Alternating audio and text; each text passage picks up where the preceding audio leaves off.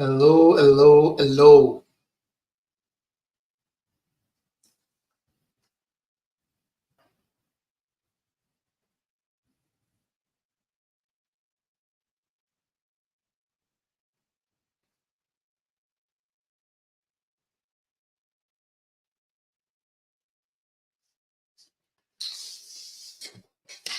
Hello. Good evening, good afternoon, good morning, wherever you may be watching from.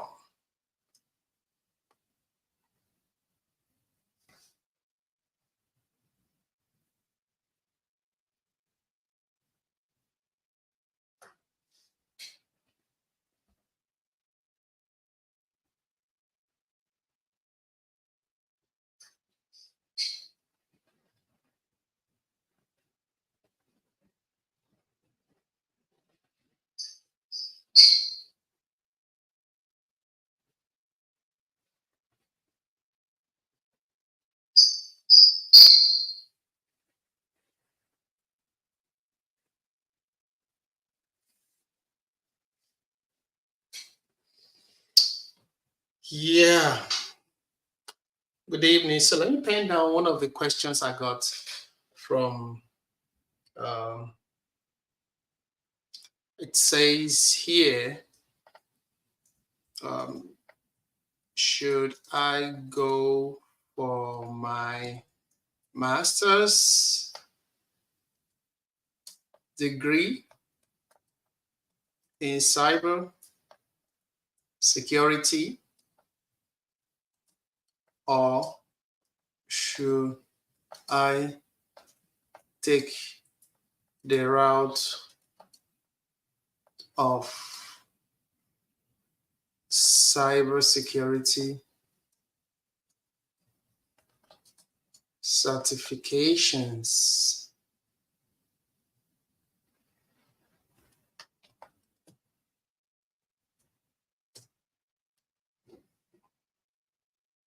All right.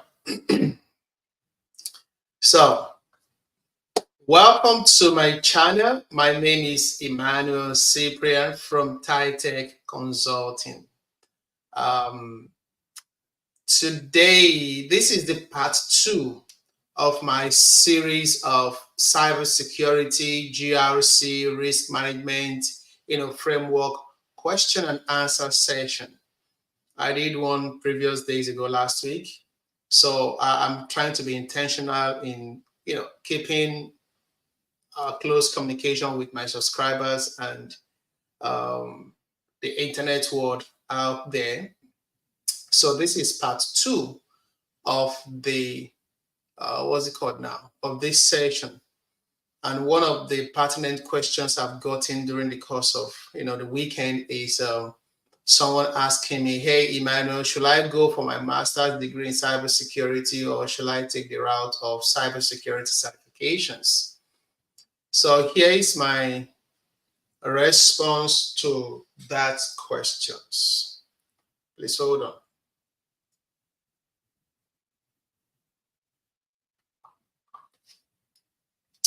So now what I need to say is, if the master's degree is going to be paid for by your employer, I will recommend that you should go for the master's degree in cybersecurity. Um, Now, if you will be the one paying for the master's degree out of pocket or taking student loan, I will say you should think twice. Now, why not go and check out what is the salary and what is the job availability once you're done with your master's degree in that cybersecurity you're going for? How easily can you get a job? Which aspect of cybersecurity will you be specializing on in the master's degree program? So these are the things that you should ask yourself. Over the years, by my experience, I've seen folks who have gotten out of cybersecurity master's degree program, and they couldn't land any job, any tangible job. So they had to come back and take the cybersecurity training and certification.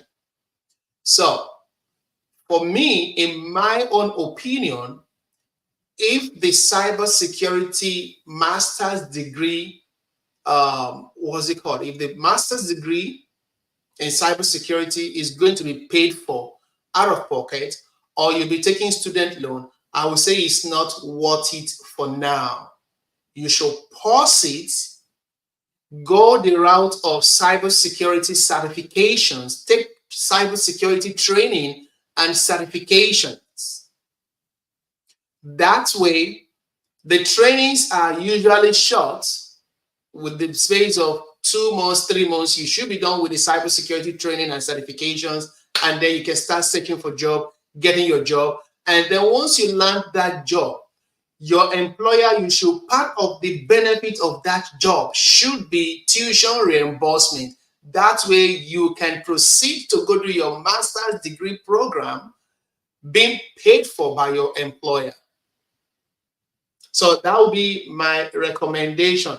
I would prefer, if it is me, I don't even have I don't even have a master's degree in cybersecurity, and I've consulted for different organization, Fortune 500 government establishment, but I'm not berating master's degree or additional degree. What I'm saying is it's not worth it if you're going to be, taking student loan, or if you're going to be paying out of pocket.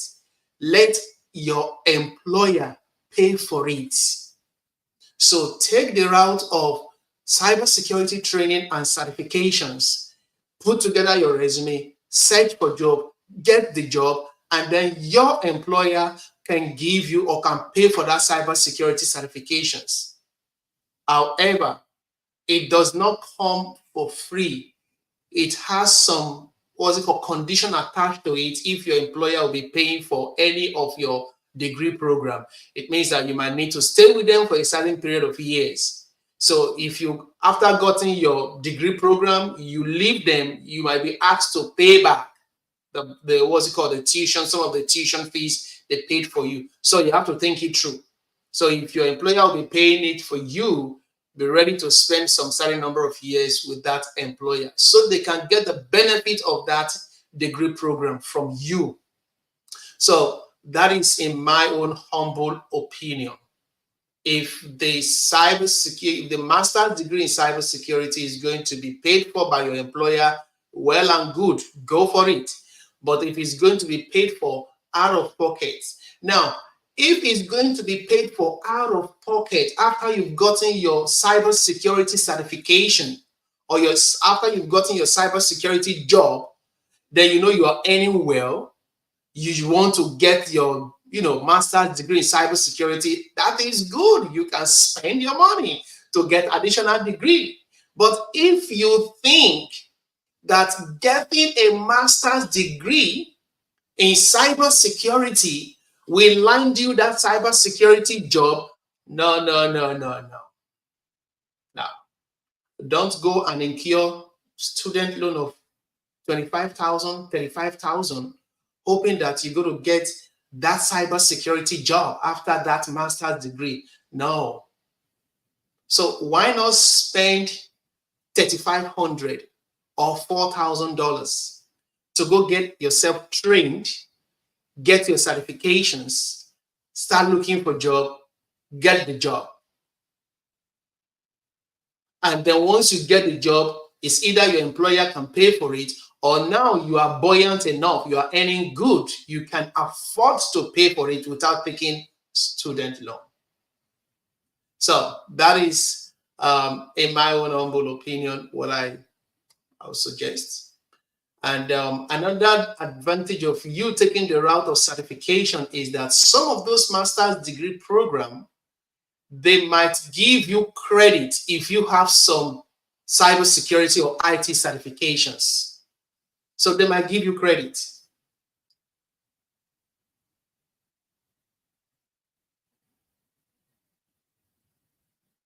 So they might give you credit, some of those master's degree program. So that's why the route of certification is still one of the what's it called, cost advantage, time advantage route to getting into cybersecurity. All right. So Elizabeth, yeah, you said here, you said you are a risk and compliance analyst. How do I ensure assessment are coordinated appropriately and ensure timely completion? So if you are a risk and compliance analyst, are you tasked with conducting security control assessments, or are you tasked with responding to security control assessors, or are you tasked with coordinating the assessment?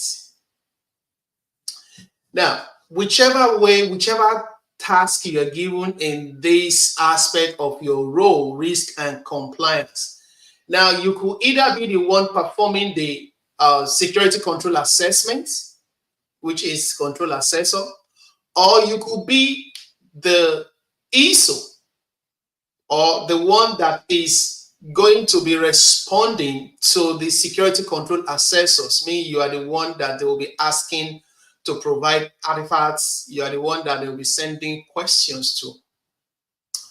Or you might be the one that is, okay, say we are currently undergoing our annual NIST CFS assessment with an external assessor. Okay, so that means I still got it right, meaning that an external assessor is the one assessing your organization's NIST CFS cybersecurity framework. Now, the way it's being coordinated, the external assessor will have their engagements, what's it called, schedule. They will have their engagement schedule, and then they will have a kickoff meeting. So in the terms of the engagement schedule, it's between your organization and the external assessment company. They will have stated it there. Okay, your company is looking for external assessors to come in and assess your annual NIST CFS assessment. Now, the external assessor will respond to that request, RFP or RFI. And once they evaluate them, part of what they will submit is how long will it take them to complete the assessment. So the external assessor will have put down in their response or in their commitment documentation how long it's going to take them to complete the assessment, and what they will be needing from your organization in respect to the assessment. And they will list it. And then they will also be needing who will be the point of contact in your organization that they can reach out to if they have any question or request. So those are part of what they will share with you guys during the kickoff meeting. So the kickoff meeting is usually important. That is where both parties are on the same page or try to understand each other, the commitments and what you guys are supposed to do. That is shared responsibility in this, assessment procedure. So ensure assessments are coordinated properly and ensure timely completion. So yeah, now another thing is in the kickoff meeting, the external assessor will also highlight the what's it called now? The milestone. What they will be providing to you, which milestone they will be completing, and at what point will they be completing some of these milestones. Okay, we'll be completing interview. This is the schedule for the interview. This is the schedule of the documentation we're going to be needing. This is the schedule of what's it called? Draft documentation or draft assessment reports. And then after 5 days or 7 days, we'll kind of provide you with the finalized, draft assessment report. Or they might say, okay, before they finalize, we'll do like what's it called now? A closeout meeting to share the drafts if you guys have any question before they finalize their report. So there will be like what's it called? Milestone point during the course of that assessment. It is the external assessors that will put together that schedule. So your own responsibility is to work with that external assessor to stick with their schedule. And once the external assessor are making requests for policies, for procedures, for standards, for evidences, for artifacts, for who to interview, your responsibility is to ensure that these things are provided to the external assessor as at when due. So if there is a delay in providing all these requests to the external assessor, there will be a delay in the completion or meeting the milestone of the assessment. So that is how it works. So on your own part, ensure that whoever is going to be the point of contact from your organization is on top of their game.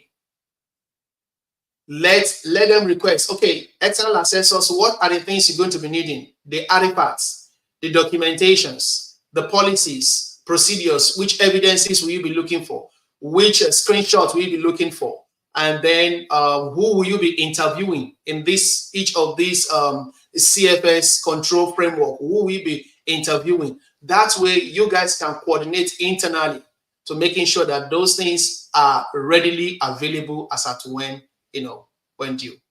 I hope I'm able to answer your question, Elizabeth. All right.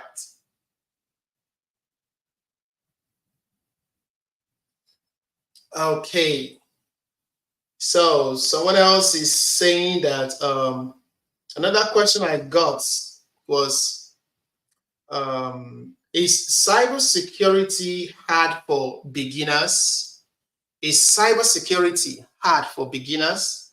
Well, in my humble opinion, it depends on which aspect of cybersecurity you want to, transition into, and it also depends on your interest.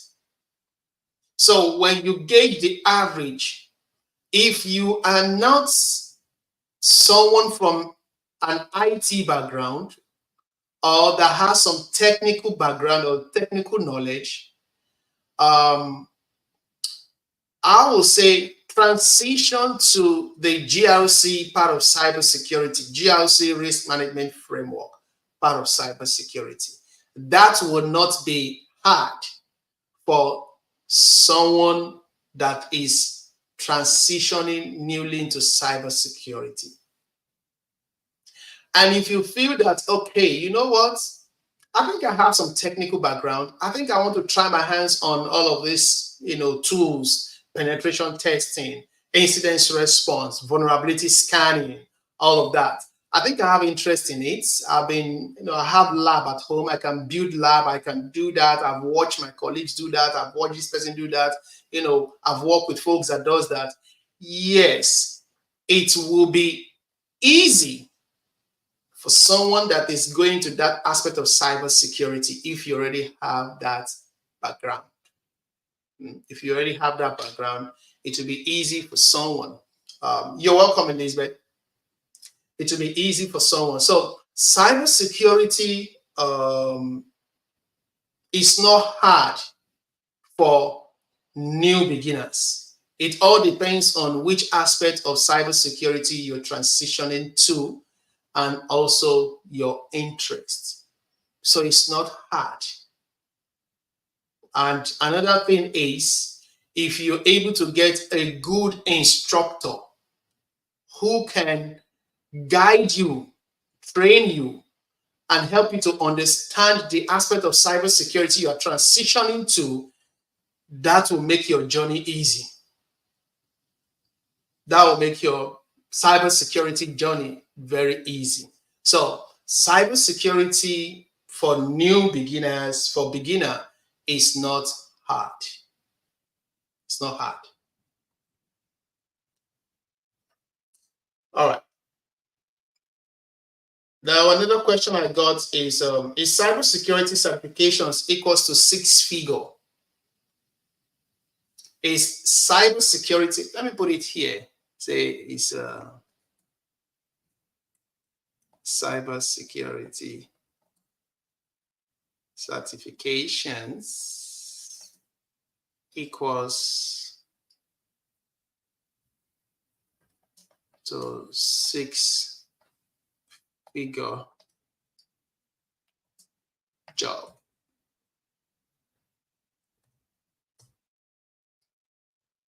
Yeah, say is cybersecurity certifications equals to 6-figure job.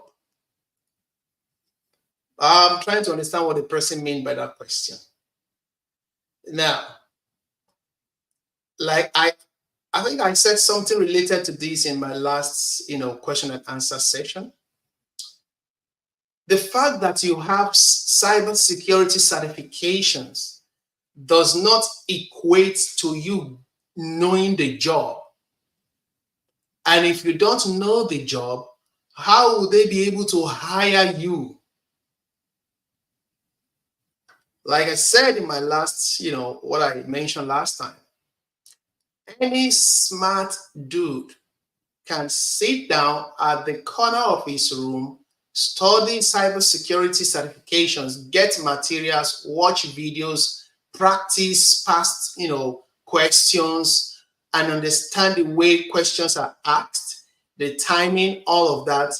That smart dude can take as many cybersecurity certifications and keep accumulating them.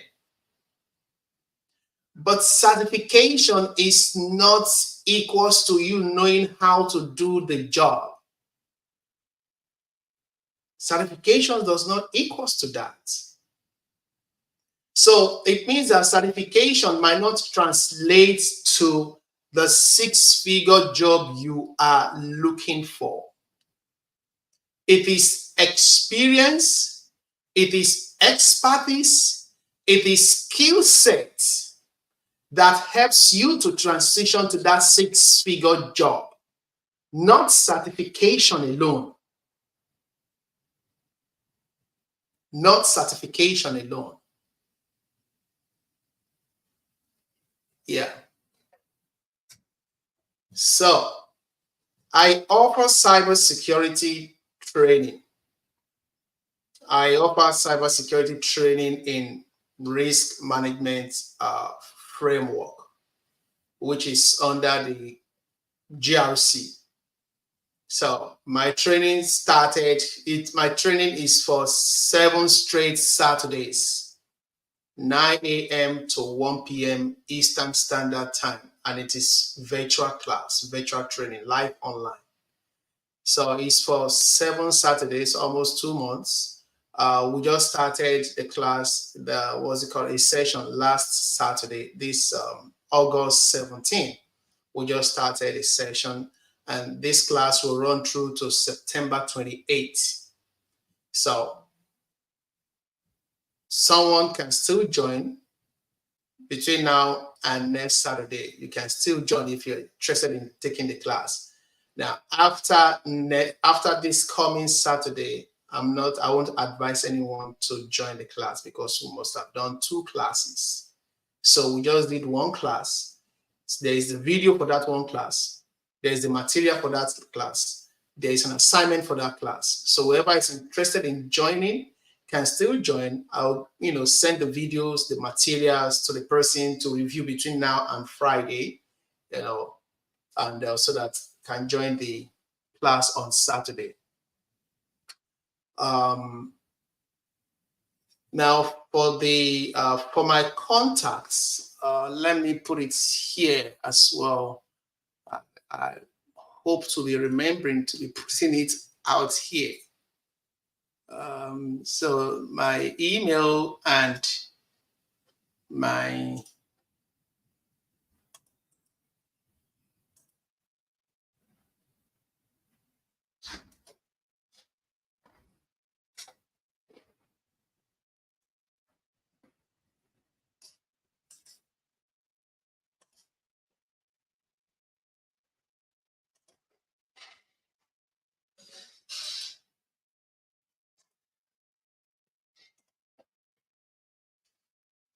so that's my email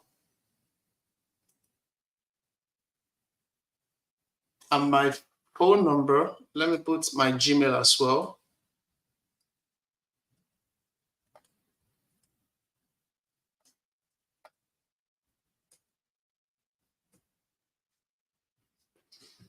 Yeah, so you can reach out to me via email or phone me after this, what's it called, after this live stream, so we can discuss it further.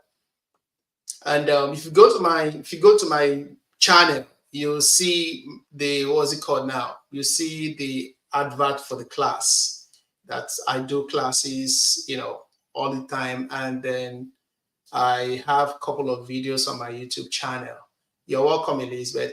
So yeah, I teach people uh, cybersecurity risk management framework, which is part of GRC.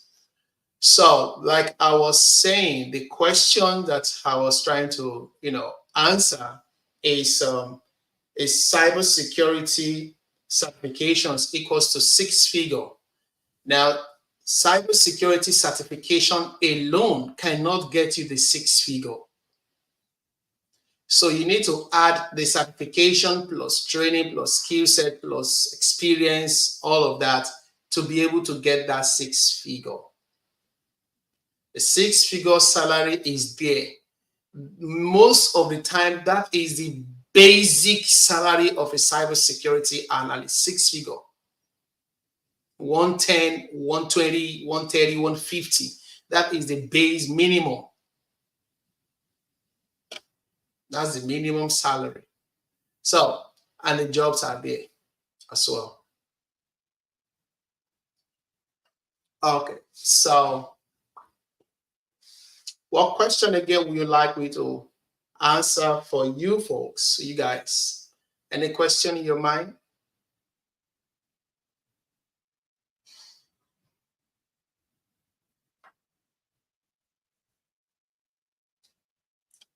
Yeah, so I think someone also asked me during the course of the weekend that um, which one will I advise? That will I advise someone to start from the very basics? That if one is transitioning to cybersecurity, is it advisable to start from network? The person should go and take network plus training, CompTIA network plus training, CompTIA security plus training, CompTIA A plus training, and then before taking the risk management framework, or should the person go and take system administration training? What's it called now? Programming language training before taking the GRC risk management framework training. I said no.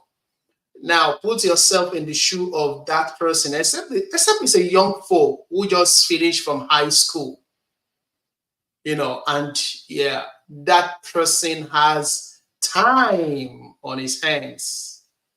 Yeah, you can advise that young dude that just finished high school. Okay, you know what? Go and start with CompTIA Security Plus, and then after that, take Network Plus, take A Plus, take Programming Language, take System Administration, and then that way you can now take Cybersecurity. Yeah, a young dude who just finished high school might have that bandwidth of time to take that route. But majority of those that I've met, they are adults who wants to transition either from one job to another, or they want to transition from a low-paying job to a six-figure salary cybersecurity job. So someone that is transitioning from a low-paying job to a six-figure salary, cybersecurity job, you can't advise that person to go start from that route of taking security plus, network plus, A plus, system administration, what's it called again? Programming language. No, that person will be frustrated. And those courses are not cheap. So those courses, those training are not cheap. So I wouldn't advise that person who is an adult, who wants to transition from a low-paying job to a cybersecurity six-figure job. I wouldn't advise that person to take that route of going to do other IT certification and training before taking the cybersecurity training. No. Even if they are going to be helpful, no, that would be too much of a long route for that person. And you know the beautiful part of it? Let the person go straight to taking the cybersecurity training.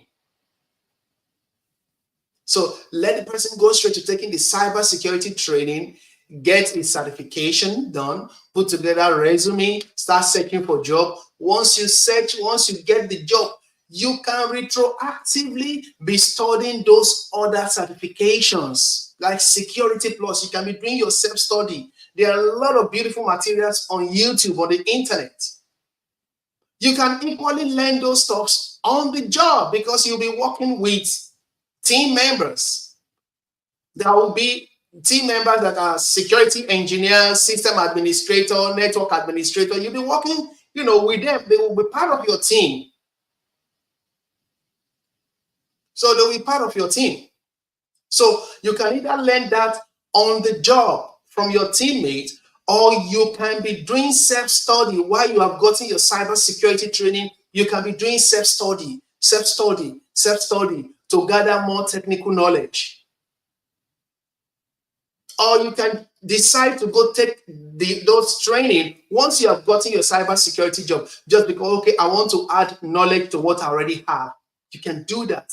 Now, it's at your convenience.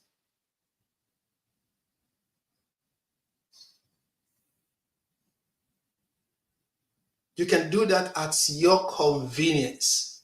So that would be my advice, that someone that is transitioning to cybersecurity, that wants to transition to cybersecurity, should not go and start from taking CompTIA A plus, Security plus, Network plus, System admin, before getting to cybersecurity. Now, if it's a young dude who just finished high school, the parent can push him or her to take that long route, to gather those experience, gather those skill sets before jumping into the actual cybersecurity training that he wants to take.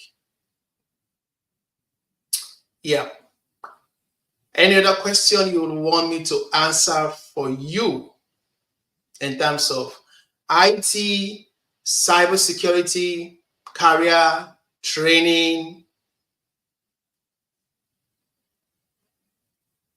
Any questions? Let me see. Is there anyone posting question?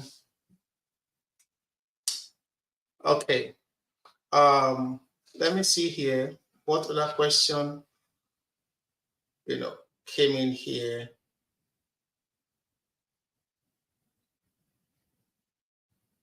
All right. So someone asked me that, how do I renew my certifications, either IT or cybersecurity certifications? How do I renew it? Now, all these certification body, either CompTIA Security Plus, CISSP, CGRC, or CZIM, CISA. Now, any one of these certifications, they have what is known as CPE, Continuous Professional Evaluation or Professional Education. Now, once you have the certification, you don't have the certification for life. You have to keep maintaining those certifications. Part of maintaining those certifications is either you are paying your membership dues annually, I think for CISSP and CGRC, you pay $120 or thereabout. I can't remember again. I pay it annually. And then you have to gather enough CPEs. Now, those certification body will tell you how many CPEs you require to maintain each certification per year. So how do you get those CPE? You can get those CPE by doing additional certification. So if you have gotten another IT or cyber security certification, that new certification can serve as a CPE for your previous or already certifications, the ones that you already have. You tell them that you went for boot camp, you have gathered, you've gotten this new certification. You send it to them or you enter it. When you log into that certification body, you will see the membership site where you put in your CPE. That is one. Using additional certification as your CPE for your current certification. That is one. Two, you can attend conferences, cybersecurity or IT conferences or webinars. So the number of hours of those conferences or those webinars can serve as your CPE. And some of those certification bodies, they have links to where you can watch webinars, different IT topics, different cybersecurity topics. So the more of the webinars you are able to watch, the number of hours it accumulates serves as a CPE to maintain your current certification status. Or if you maybe you are attending school for your master's or either for your bachelor's or master's, those also can serve as CPEs. The number of credits, the number of hours, for those degree program could also serve as CPE to maintain your certification status. So those are how you can, maintain your certification. Please, if you have any IT certification or cybersecurity certification, do not allow it to expire.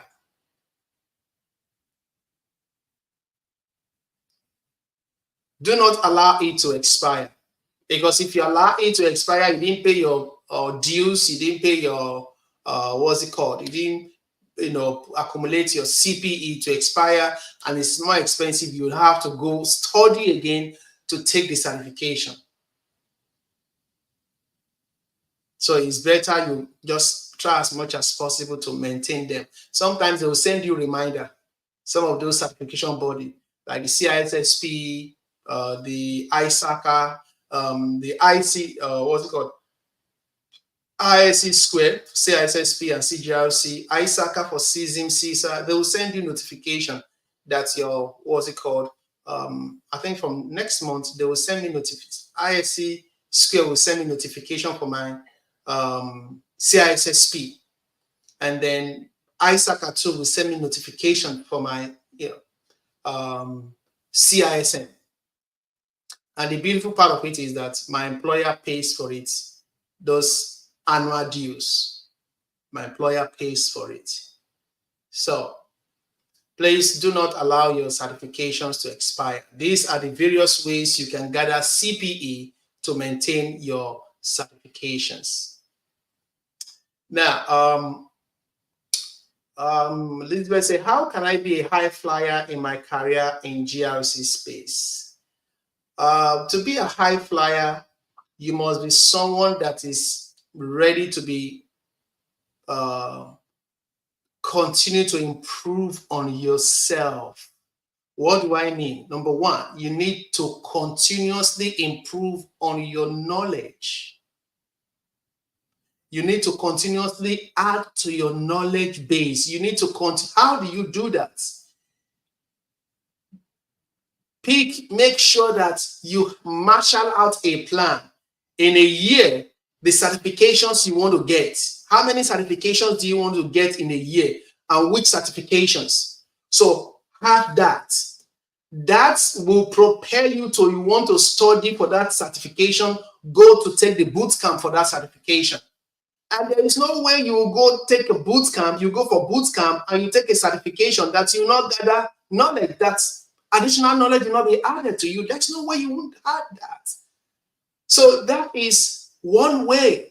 Ensure that you aim towards getting at least one certification per year. There are lots of cybersecurity certifications. Aim to getting at least one certification per year. That is one. Secondly, networking. Attend cybersecurity and IT conferences. Sometimes even if your employer did not pay for it yourself. Pay for it yourself and attend, like this, what's it called? Like the SANS conference, like the, what's it called? RSA conference, like the ISACA, conference, like the ISC Square conference, all of these. Yeah, just be on the lookout for them and attend some of those conferences. It shouldn't be all of them because it's registration fee that is attached to those stuffs. And once you attend, you'll meet people in those conferences as well. You'll meet, hiring managers, CISOs, engineers, security engineers, all of that. You can network together. So that way you're having a pool of networks that you can reach out to, you can relate, with. So that is number two. At least having those folks networking, building your network base. And then number three, be in charge of your career. Be in charge of your career. Do not allow your employer to be in charge of your career. You should be in charge of your career. You should be able to determine how long you want to stay with that organization.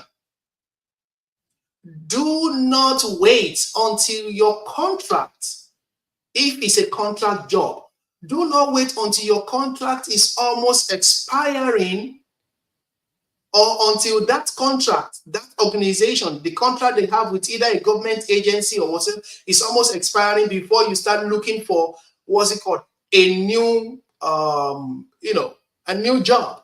Do not. Be in charge. Be in charge. Now, that is one of those questions you ask during job interviews. As a cybersecurity analyst, you want to be sure, is this a contract job or is a full-time job? Are you the prime contractor or the subcontractor? So those are some of the questions you have to ask during your job interview. One of my videos just dropped a couple of hours ago where I, was talking about 3 things you shouldn't say in a job interview. What I just said is part of it. So please go watch that video. 3 things you shouldn't say in a typical job interview. Please watch that video, like and share it. Now, as I was saying, how you can be a high flyer in your career. I said number one, what did I even say? Number one is that your certification, plan to have at least one certification per year. Number two, networking, attend all these, conferences. And then number three, be in charge of your career. Know the nature of your job. Is it a full-time job with that organization, or is it a contract job? That is, that organization got a contract from a government agency or from a commercial organization to provide them, those services. So know the nature of that job, that responsibility. That way you are able to marshal out your plan. And you know when to make a move. And for me, if I've spent 2 years with an organization, I will start searching, scouting,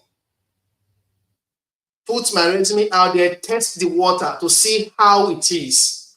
What is the new things they are asking in terms of interview? What technical stuff are they adding to the interview procedures? I will start testing the waters once I'm 2 years on a particular job. My resume is out there, testing the water, scouting. So that when I during the course of you scouting, You have an idea what recruiters are now asking for, what hiring managers are demanding for in that new role. If I don't have it, let me start acquiring them now. And peradventure, you are able to get a better offer while you are scouting. You move. That is how you are in charge of your career. Because in America, job is at will. Your employer can fire you at any time, with or without any reason. And the same way, you too, you can fire your employer at any time, with or without any reason. That is how you are in charge of your career. So don't wait. And again, another thing is when that job environment starts becoming toxic, when the job environment starts becoming toxic, it's time to make a move, except if you want to remain there. You know how to play office politics. You like to play office politics. Yeah, you can stay there, all of that, and then move with them. But if you're not the type that likes to play office politics like me, I'll make a move. And when you make a move, you are negotiating a higher salary compared to what you currently earn. When you make a move, you're getting a higher salary. Maybe you're earning 120. You make a move, you'll be negotiating 130 or 135. Whereas in your current place of work, even if they will increase your salary, maximum 3% of your current salary, that's what they will increase it to. That's what they will increase it to, maximum 3% or 1%. Maybe they will add $3,000 to what you currently earn, or maximum adding $5,000 to what you currently earn. No current employer will give you additional $10,000 at the end of the year. Never. If you want to get additional $10,000 to what you currently earn, go and negotiate for it outside with another organization. Okay. So these are some of the ways you can be a high flyer in your, GRC, in your career and GRC space. Okay, let me see which additional question Elizabeth have here. He said it has been challenging to get a government job or contract with a green card. That is why I am in the private sector. Hey, Elizabeth, private sector is awesome as well. Please, private sector is awesome. So private sector pays well in some cases more than government. I've been on both sides. I'm still on both sides. I'm still on both sides. So you see that private sector that you are in the GRC space, please learn all you need to learn. They are equally good. I've been in private sector. I've worked with, of Fortune 500 companies, Freddie Mac, maybe Federal, Carlyle Group, just to name a few. And they are awesome places to work. In some cases, they pay higher than government. In commercial organization or private sector, you don't need security clearance. You don't need to be a US citizen. All you need is your authorization to work in the US or maximum green card. Yeah. All you need, your authorization to work in the US or green card. Unlike government that will say, okay, you have to be a US citizen or sometimes green card, you have to have this security clearance, all of that. And then you have the security clearance again. Now they'll be telling you before you travel, you have to report you're traveling, you have to do this, you have to do that. So with commercial, Elizabeth, keep gathering that knowledge, that experience with your green card. Yeah. That is awesome. And I keep telling people that GRC or risk management framework is not only for government jobs. Private sector, commercial organization also hire you if you have that knowledge. They hire you if you have that knowledge.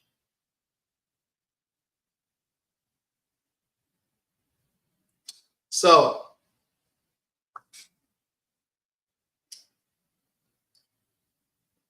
Yeah, thank you, Elizabeth, for making this a very interactive session. Thank you, and thank you also for those that have joined, those that are watching, that have connected. Thank you so much. Please subscribe to my channel if you have not done so. That is how a lot of people will know about it. Take advantage of those videos I have on my YouTube channel, and some of them, they've been helpful to a whole lot of people. They've been helpful. So thank you guys for joining. I appreciate your questions that you have put forward, and I hope I've been able to answer them, to the best of my ability. I hope I've been able to do that. So thank you so much. Let me see. Next week, I'll probably, have another live session, live stream session again, as I plan to do this at least once every week. So you can come with your questions. You can send me questions beforehand. I will advertise the live stream, live session beforehand, so you guys will be aware of it and they'll plan towards, joining, and also invite your friends as well. So thank you so much. I appreciate this time with you guys, and enjoy the rest of your evening and have a beautiful week ahead. Bye for now.